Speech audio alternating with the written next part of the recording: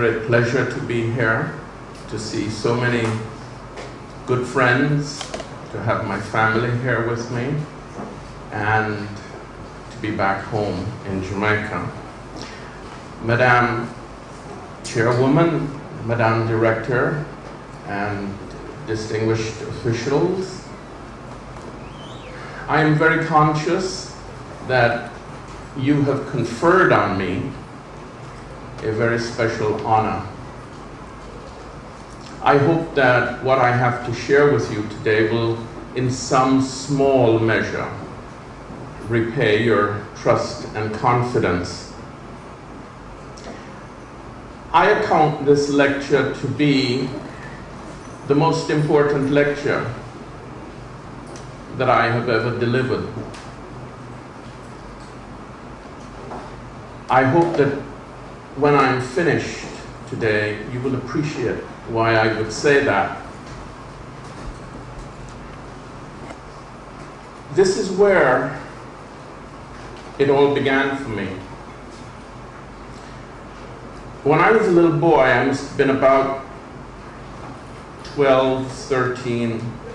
I was walking with my mother, and she held my hand and she said, "Come." And she took me up the steps of the Institute of Jamaica, and we went inside, and she said, "This is a place I want you to feel that you can come to read, study." I had never been in this building before, at least not the library part. I'd been to the museum to see the crocodiles and the birds, but I'd never been into the library. And there was a man sitting there at one of the long tables, and he was hunched over books and papers, and she said, "Let me introduce you to this gentleman." He was H.P. Jacobs. She took me over and introduced me, and she said, "Whenever you have the opportunity to see this man or to hear him, make sure you listen to him very carefully." And then we left. In a sense, this is a true homecoming for me, and I'm grateful to be afforded this opportunity. This presentation is one that I've never given before, and it will cause you to, I think, take a new view of Garvey and to rethink some of what you think you already know about Garvey. For those of you sitting in the back, you might not be able to see the lettering, and I'm going to make a special effort to read as much of it as I can so that you will be able to follow along. In 1914, Marcus Garvey published his second essay. Is the only essay that Garvey was known to have published before this was in the African Times and Orient Review of 1913. In 1914, he published this essay, The Evolution of Latter-day Slaves. And I urge you to pay attention to that last phrase of the title, Latter-day Slaves. Now,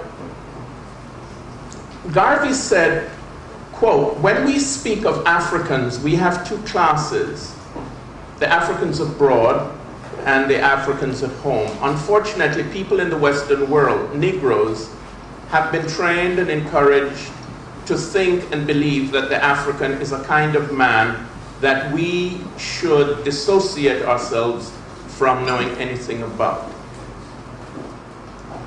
And he continued, "When I was a boy in this country, I looked down upon the Africans as monstrous persons." That's Garvey speaking. "As hideous persons, as some kind of beast that the whole world was amused over as a laughing feature. That was the impression that came to me, and therefore, as a boy, I wanted to have nothing to do with anything concerning the Africans. But oh, how sad a mistake it was. Thank God we have found out for ourselves. As I assumed ignorance in my boyhood days about Africa, so I know many of you are ignorant of the history about Africa. Now, Garvey is writing and speaking in Jamaica. I can't quite make out the year from here. It's January 1928? Okay. That's the baseline, friends. How did he break out of this ignorance? How did Garvey come to transcend this ignorance? That's what I want to share and discuss with you this evening, because it was through books and reading that it was overcome. To this day, in any part of the world, if you meet someone who is knowledgeable and can speak about Africa, what do you first infer about that person? Not that he's a proud black person. The first thing you infer is that this man must read a lot. This man reads books. In other words, reading is the key,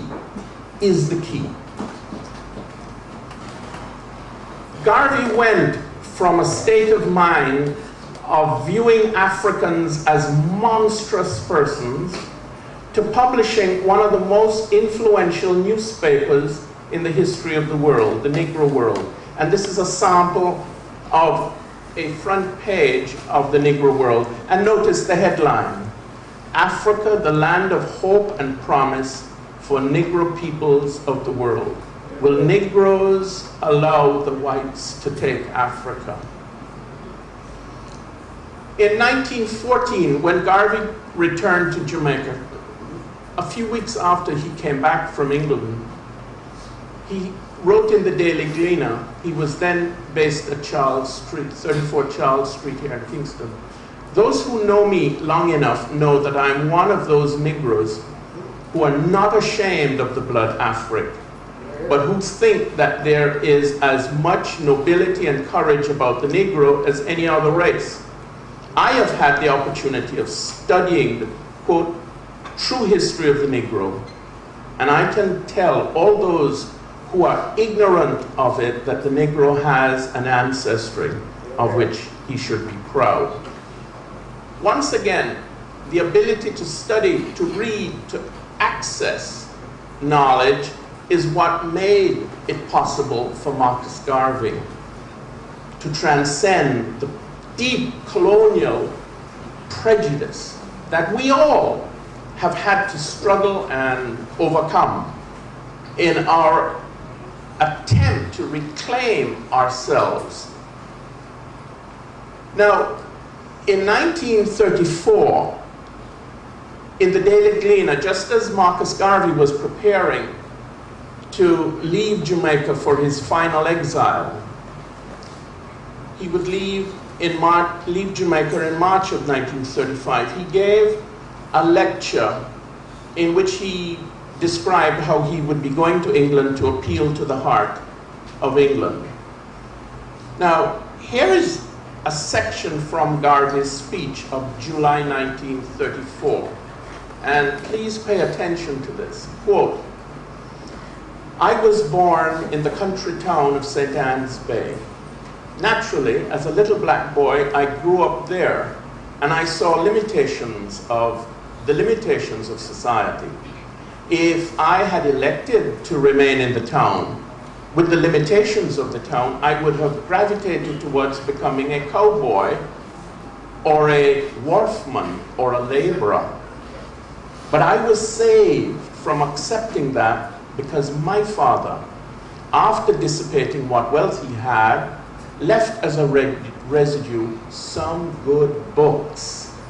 And in my tender years, I went to the shelf and I read between the covers of those books. And what inspiration I gathered changed my outlook from the ambition of wanting to be a wharfman or a cowboy, and made me look toward to being a personality in the world. Nobody helped me towards that objective except my own mind and God's goodwill. And during 44 years of struggle, I brought myself from the possibility of a cowboy to a man who is known in many countries. Please do not mistake my purpose, Garvey told his audience. It is not immodesty why I suggest it. It is to see whether I can afford you some small measure of inspiration. I, he said, am using my case as an example. It struck me when I was invited to come and give this lecture that we should talk about Marcus Garvey and books, the impact that books had on him, and the importance that he attached, the great importance that he attached to reading and books. I think that was a fitting theme for this lecture. And so now we're going to look more carefully at Garvey's idea of reading and books. In 1936, when Garvey began to go to Toronto, Canada each summer, he established what he called the School of African Philosophy. And that school created a series of lessons in African philosophy. There you will see at the bottom the lessons. And lesson number 1, you read the title of lesson number 1. Garvey is talking about how to acquire knowledge. And then there are, I think, 34 or 35 lessons. Come the philosophy, the politics, the economics, the metaphysics. But first comes the pedagogy. How do you acquire knowledge? This is lesson number 1, intelligence, education, universal knowledge, and how to get it. I find it very interesting, and I hope you do too, that Garvey doesn't begin with politics. He begins with, how do you train the mind? How do you acquire the training to pursue knowledge?